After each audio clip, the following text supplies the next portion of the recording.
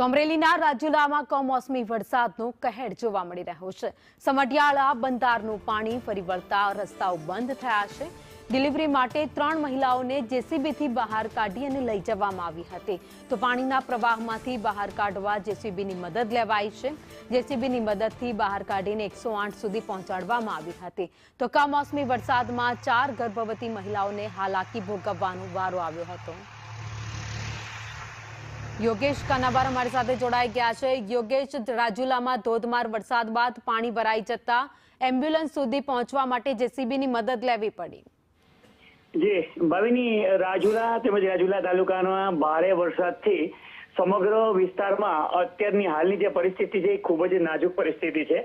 ત્યારે રાજુલાના ચાચબંદર પટવા વચ્ચે સમઢિયાળા બંધારણનું પાણી ફરી વળતા આ વિસ્તાર બંધ થવા પામેલો।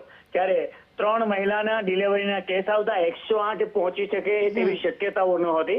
ત્યારે લોકોની મદદ તેમજ જેસીબીની પાવડીમાં 3 સગર્ભા મહિલાઓને બેસાડી અને 108 સુધી પહોંચાડવાની વ્યવસ્થા ગામ લોકો દ્વારા કરવામાં આવી હતી અને ત્યારબાદ તમને 108 મારફત સિવિલ હોસ્પિટલે પહોંચાડવામાં આવેલી હતી। ત્યારે હાલની જે પરિસ્થિતિઓ છે રાજુલા તેમજ રાજુલા તાલુકાની, ભારે વરસાદ અને 9 ઇંચ જેટલો વરસાદ પડ્યો હોય ત્યારે